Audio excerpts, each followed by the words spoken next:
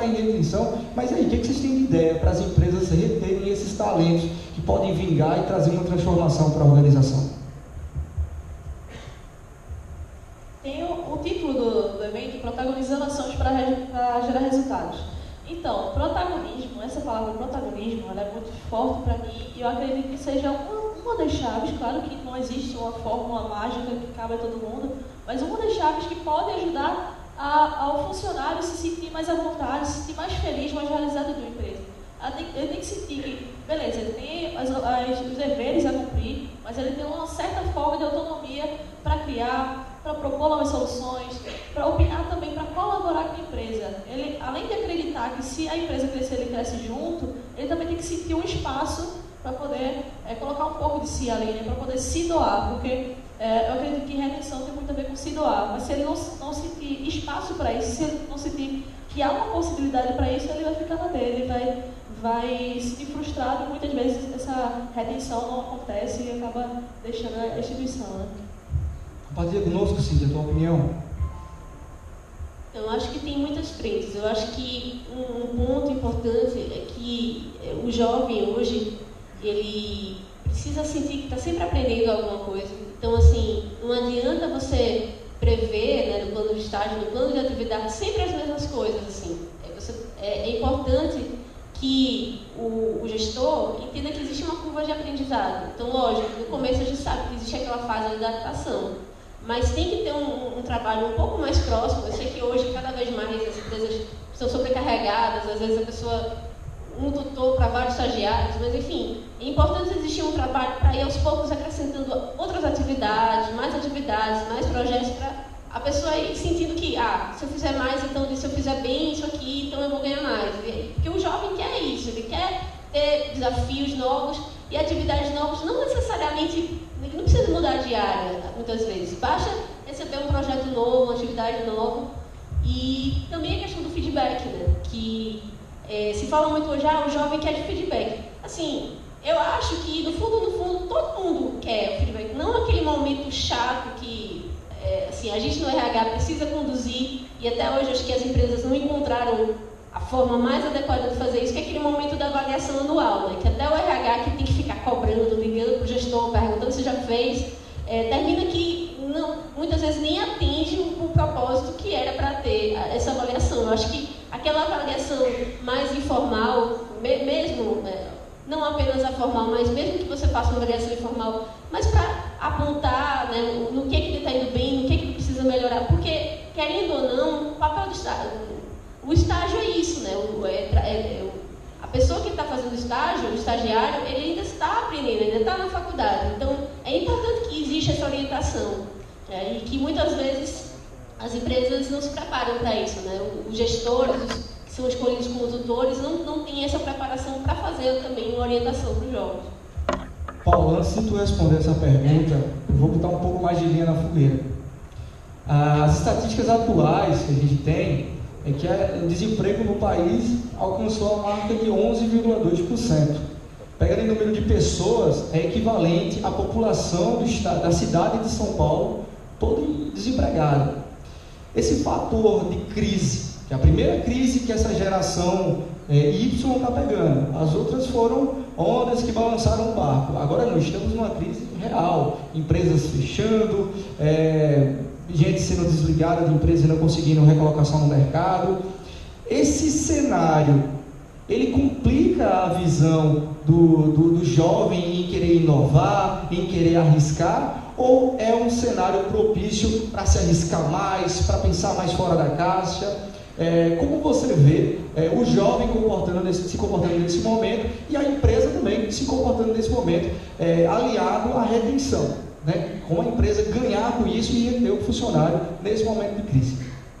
Bom, eu não concordo muito com a palavra retenção. Eu acredito que é necessário engajar os jovens, porque retenção dá a entender que você está prendendo, que é como se fosse uma prisão e o jovem vai ficar lá preso. De nada adianta ficar com um jovem, com um profissional 10, 20 anos dentro da empresa, se dentro desses 10, 20 anos ele não fez quase nada, resultados concretos, projetos. Então, se a empresa ficar 3 anos com o jovem, mas nesses 3 anos o jovem se demonstrar totalmente engajado e comprometido com a organização, a empresa já vai estar no lucro. Mesmo que o jovem depois saia da organização, dentro desse período que ele ficou, ele foi totalmente engajado, a empresa ela vai ganhar. E trazendo para o tema de crise, é um período muito propício para empreendedores. É um período que a gente vê que nasce muito empreendedores. A crise não necessariamente as pessoas, enquanto a pessoa está chorando, tem a pessoa vendendo lenço. Então é esse período que nasce também mais inovação dentro das empresas, porque as organizações elas vão ter que fazer mais com menos e vai criar projetos inovadores para tentar reduzir custos, otimizar o tempo, né, que está desempenhando as atividades. Então a gente vê muito que nesse período de crise, muitos empreendedores, muitas empresas nascem, startups, principalmente formadas por jovens, né? Então é um período propício para pensar em ser empreendedor. E se reinventar, né? Falando nisso, vamos entrar no último tópico aqui, comunicação e conflito de gerações. Toda vez que a gente fala sobre os Y, sobre os millennials, sobre os Zs que já estão se preparando para o mercado de trabalho, juntamente com os X que tem toda a experiência, tem toda uma bagagem de já ter passado por crises e sabendo lidar com elas. E aí, como é que a gente vê esse cenário no que diz respeito a esse conflito de gerações e a comunicação, Cíntia?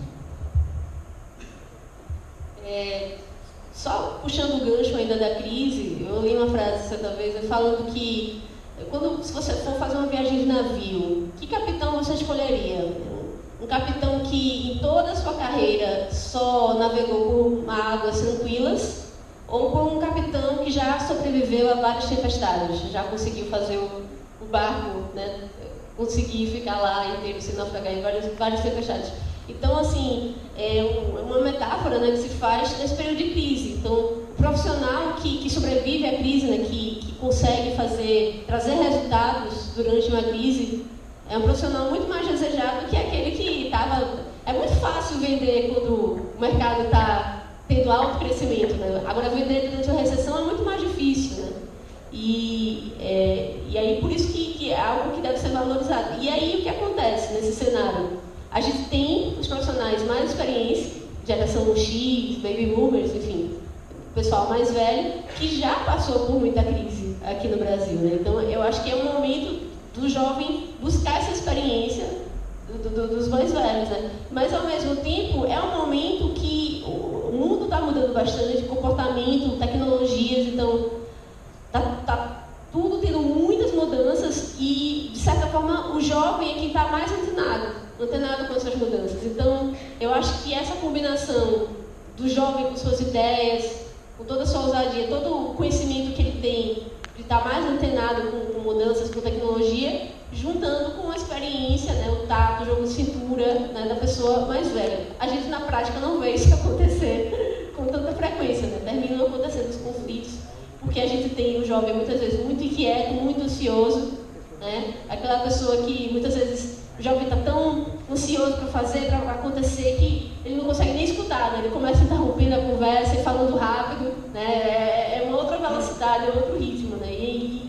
é nesse tipo de coisa que começa a se ter aí um conflito, desde a parte de comunicação, que o jovem quer resolver tudo pelo WhatsApp, ou algo assim, mais informal, mais rápido, né? E sem entender, às vezes, os trâmites, os processos, né? Eu acho que é uma situação que vai ter que ser bem trabalhada daqui para frente, porque as empresas vão precisar, né? Os jovens são a nova força de trabalho, né? E vai ter que se encontrar uma forma de equilibrar isso. Aline, o que você acha desse tema? Eu, como uma jovem, quase criança, quase adulta, eu sei bem o que é esse conflito, né? Principalmente dentro da minha casa, começa dentro das casas, né? Porque os jovens têm os pais de outras gerações que têm outros estilos de vida, outros estilos de pensamento, e junta esse medo da crise com o medo que muitas vezes os pais passam de buscar uma estabilidade, enquanto os jovens querem paixão, querem saciar aquela realização, e fica uma situação muito sensível, muito difícil, né? Então, eu acredito muito voltando a essa questão de conflito de gerações, eu acredito que todo mundo tem algo a ensinar, algo a aprender. Os jovens têm a ensinar a parte de estar antenado às inovações, de pegar a velocidade da coisa andando, enquanto que as pessoas de outras gerações anteriores têm muito a ensinar sobre espera, sobre parar e pensar um pouco mais, e, enfim, então todas as gerações têm que saber conversar para que todos acabem aprendendo alguma coisa com isso tudo. E dentro desse universo, as empresas precisam se preparar para gerenciar esses conflitos das gerações e também fomentar a educação. Acho que no começo do nosso talk show foi falado aqui sobre a defasagem das instituições de ensino pelo modelo que está sendo adotado, que muitas vezes não consegue extrair dos seus alunos o melhor deles. E aí cabe para as organizações ter o desafio de formar a sua própria força de trabalho. Mais uma vez, trazendo o caso do armazém, nós temos uma escola corporativa, a qual eu vim até com a camisa aqui em homenagem a todos os alunos da nossa escola, e isso você vê nitidamente durante a aula, esse conflito das gerações. Uma geração Y ali totalmente mais adaptada a estudar com um tablet na mão, com um celular, um smartphone, e uma geração mais X que tem mais um outro estilo, mais com papel e tudo mais, mas cabe à organização conduzir o caminho que ela quer, no aculturamento, em trazer a base teórica para a sua equipe, para isso ganhar mais empoderamento entre as pessoas e elas terem o poder de transformar onde quer que elas vão. E você tem um trabalho parecido com isso, né? Então, dentro desse conflito e dessa responsabilidade entre as organizações, entre os seus profissionais que trabalham com coach, para fazer as pessoas se desenvolverem, como é que a gente vê tudo isso, Paulo? Como é que é a tua leitura? Tem grandes organizações que elas preferem contratar profissionais mais jovens para início de carreira, para formar o jovem dentro da cultura da organização e construir realmente uma carreira sólida. É melhor para elas contratar ele jovem e formá-los do que contratar um profissional mais sênior que já tem uma cultura de outras organizações e não vai estar tão engajado com a cultura da empresa. A gente vê Coca-Cola, tem o Instituto Coca-Cola, tem em várias comunidades, tem o Coletivo Coca-Cola que leva a educação para os jovens de periferia, e muitos jovens são absorvidos pela própria Coca-Cola. A Nestlé está desenvolvendo recentemente um programa de formação de jovens. Então, depois de formação, os melhores vão ser contratados como aprendizes, como estagiários. Então, as organizações elas não estão indo mais para faculdade, por exemplo, ela está indo diretamente no jovem, nas periferias, nas pequenas cidades, para pegar esse jovem já em início de carreira, ele não tendo nenhuma outra experiência de trabalho, para justamente formá-los, para poder ele construir uma carreira dentro da organização sem vícios de outros. A gente tem aqui mais uma charge, né, que fala: você domina vários idiomas, mas eu não entendo nada do que você está falando. Então isso eu acho que é o retrato do que é o conflito de gerações. A gente tem jovens cada vez mais preparados, muito mais do que seus pais eram na sua idade. Então, jovens que com pouca idade já possuem graduação, pós-graduação, já viajaram para o exterior, já fizeram Ciências Sem Fronteiras ou trabalharam lá fora, sabem inglês, espanhol, enfim, jovens super preparados tecnicamente, mas que na parte comportamental ainda não tem aquela maturidade que se espera, e, enfim, por isso que aí vem a ansiedade, às vezes até um certo desequilíbrio emocional, ele não consegue ainda controlar, se manter calmo, ou, enfim, executar corretamente diante de situações mais complicadas, de pressão e tudo mais, diante do não, de negativas.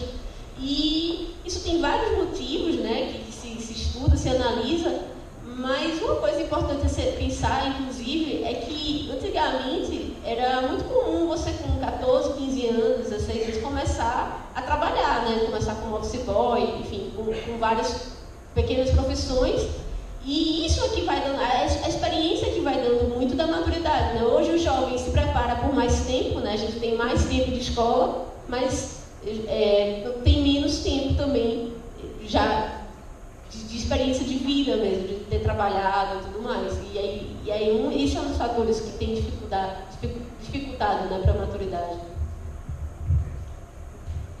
grande desafio que está surgindo cada vez mais é de jovens liderando pessoas de gerações mais antigas, mais velhas. E será que nossas empresas estão preparadas para receber isso? Eu, por exemplo, já fui contratada para dar treinamentos para pessoas de 40, 50 anos. Quando eu chegava na sala de aula, uma sala de 30, 40 pessoas, o pessoal, cadê a professora? Cadê a instrutora? Eu ficava olhando. Se soubesse, aponta para mim, cadê a instrutora? Tu conhece ela, tu é assistente? Eu quero, não, sou eu que vou dar treinamento. E muitas pessoas ainda não estão preparadas, assim como muitas empresas não estão preparadas. Esse choque vai acontecer, vocês têm que estar cada vez mais atentos, as empresas têm que estar cada vez mais preparadas para essa comunicação entre geração acontecer de uma maneira mais tranquila, sem afetar os resultados da instituição e a satisfação do funcionário. Eu indico vocês pesquisarem uma pesquisa da consultoria Psia de Talentos, que é as empresas dos sonhos dos jovens, as 10 empresas dos sonhos dos jovens. Dentro da pesquisa vocês verão o que é que faz um jovem escolher essas empresas, o que é que essas empresas fazem para atrair e reter e engajar os jovens. Então a gente vê que remuneração, por exemplo, muitas empresas pensam que pagando muito o jovem vai ficar na empresa super motivado, engajado. Não, remuneração está em 5º lugar, 6º lugar em escolha dos jovens. Eles preferem desenvolvimento profissional, crescimento de carreira, desafios, liderar projetos. Aí eu sugiro vocês pesquisarem depois dessa pesquisa. Acho que uma palavra que tem que reinar nos corações dos Y, dos X, dos Baby Boomers, dos Millennials, do Z, é humildade. É humildade em você conseguir saber que o próximo pode agregar alguma coisa para você na sua carreira. Então que possamos fomentar isso em nossas organizações, nas universidades, nos bloggers, onde quer que nós estejamos, para que haja sempre o respeito. O respeito tem que prevalecer. E é com respeito e a troca de conhecimento que a gente consegue transformar projetos em realidade. A gente vai chegando ao fim aqui desse debate entre nós. Agora a gente abre para a plateia, para todo mundo perguntar, todo mundo participar. Então eu queria que o pessoal aqui da organização se prontificasse para a gente pegar as primeiras perguntas. E aí, quem tem pergunta para a gente? Ó, tem um ali atrás, hein? Levanta alto que ela é baixinho. Palavras dela. Lá atrás. Olha, mais um ali. Corajoso.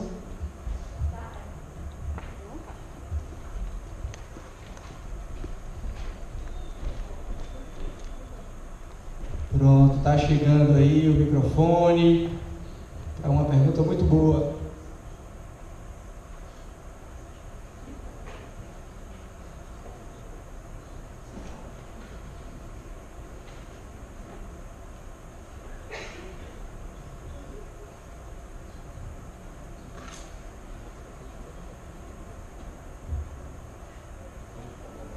Vai no gogó, garoto. Solta pra gente no gogó aí. Eita, a voz tá meio...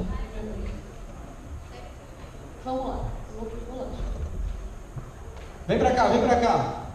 Rapidão, vem pra cá, vem pra cá. Largar de formalidade. Vem pra cá. Você tá sendo proativo em querer perguntar. A gente não vai deixar você sem perguntar. Diga seu nome e qual caravana que você vem. Boa tarde a todos, sou Marcelo Domingos, trabalho na FAFEP Saúde e só uma reclamação de Paulo, porque eu anotei 2 perguntas para perguntar a ele e ele respondeu ao longo da palestra. Fiquei gado, mas sim, eu tenho 28 anos, a empresa que eu trabalho é uma empresa muito boa, dá oportunidade de crescimento para os jovens também. Mas eu queria perguntar a Cíntia, foi a primeira pergunta que eu notei. Cíntia, você está dando uma palestra aqui sobre carreira de jovens e você falou várias vezes que mudou em várias empresas, profissões. Isso ajudou muito a sua escolha.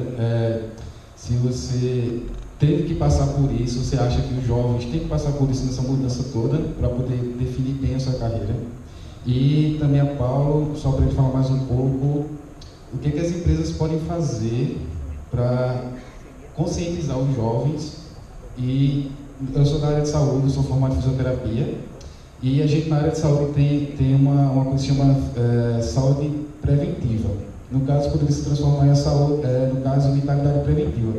Você fazer com que o jovem aprenda a se comportar na empresa, etc. Que no futuro esses encontros deixem de existir. Porque seria é uma conscientização. Então o jovem já entraria no mercado de trabalho consciente. Lá no futuro ele seria um profissional melhor. Obrigado.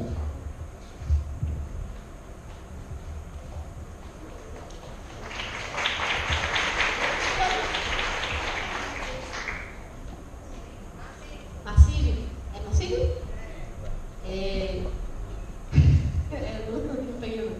Então, Marcílio, eu passei por algumas empresas, né? Mas, por sorte, assim, logo, acho que depois do primeiro ou do segundo estágio, eu já sabia que eu queria RH. Eu já fui começando a direcionar para RH. Então, em cada empresa que eu passei, eu trabalhei dentro do RH em alguma parte diferente do RH. Eu trabalhei com recrutamento, seleção em empresa, com treinamento e desenvolvimento em outra, uma parte mais de consultoria interna em outra. Então, eram áreas diferentes, empresas diferentes, mas todas já dentro da área de recursos humanos. Tem uma frase de uma gerente, né, uma gestora que me inspirou muito, logo num dos meus primeiros estágios, que ela dizia assim, que o papel do profissional de RH não é brilhar, é fazer os outros brilharem. E eu me identifiquei muito com essa frase, assim, E aí, logo de cara, eu vi assim, que eu queria muito trabalhar com desenvolvimento de pessoas, né? Eu queria muito ajudar as pessoas a se desenvolverem. E eu sempre tive muito isso de compartilhar, de aprender. Eu sempre fui muito curiosa, muito nerd, né? Eu sou daquelas... Desde o colégio... No nosso tempo, acho que era CDF, né? Que chamava, hoje chama mais de nerd. Mas eu sou aquela nerd de quadrinhos, de cinema, de ser CDF, tirar nota boa, de gostar de história e tudo mais. E eu sempre fui muito curiosa e sempre gostei de compartilhar tudo isso que eu aprendia, né? Então... Mas o próprio blog, né, do Vida de Trainee, surgiu com a ideia de compartilhar esse conhecimento que eu tinha sobre os processos e tudo mais. Então, na verdade, ao longo dessas experiências, eu fui vendo que eu queria trabalhar com desenvolvimento de pessoas e fui descobrindo como fazer isso, né? Até que hoje chegou nesse formato que eu vi que fora das empresas eu consigo atingir um público maior. Paulo. Bom, Marcílio, eu sou muito a favor das organizações terem programa de mentoring para jovens. O jovem entra na empresa, entra na organização e tem vai ter algum gestor mais antigo como o seu mentor. Ele vai falar tudo que ele já viveu dentro da organização ou fora dela para o jovem. Então, o jovem, eu defendo isso dou palestra sobre isso, que o jovem precisa de mentor. Treinamento é bom, desenvolvimento profissional, desafios, mas principalmente ter uma pessoa que ele, dentro da organização, que ele se inspire e que esse mentor ele vai ajudar o jovem a passar momentos de dificuldade dentro da organização, planejar melhor a carreira, a falar com o jovem está frustrado com a organização, aí ele vai dizer, não, eu já tive esse sentimento, já passei por isso, então por que não ter mais paciência e ver que as coisas vão melhorar. Então, para conscientizar realmente o jovem a ficar na organização, a ter os comportamentos adequados dentro da empresa. Obrigado, Paulo. Pessoal, infelizmente a gente não tem mais tempo para mais perguntas, mas as redes sociais estão aí para que as perguntas elas sejam feitas a qualquer hora do dia, né? Então, tem o nome ali da Aline, da Cíntia, do Paulo, é só procurar nas redes sociais, no Face, no Instagram, todos eles terão o prazer, né, de responder às perguntas oriundas aqui da plateia. E em nome da BRH a gente agradece, dando aqui uma lembrancinha para vocês, isso aqui para você, Cíntia. Mas isso aqui não é o seu, tá? Isso aqui está bem feminino, isso aqui é o seu, Aline. Mais um aqui. Pronto, aqui também é o seu. Então a gente agradece aqui a atenção de vocês, a disponibilidade de cada um de vocês de terem deslocado de Recife para vir para cá contribuir com o nosso evento.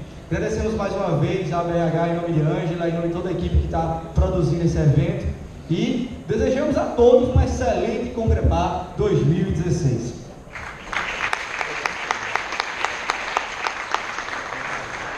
A gente faz o nosso palco. A gente desfaz. Obrigado, pessoal. Agradecer muito ao Paulo Carvalho, a Cintia Renault e também a Aline Cavalcante, claro, ao Felipe Anderson, pelo brilhante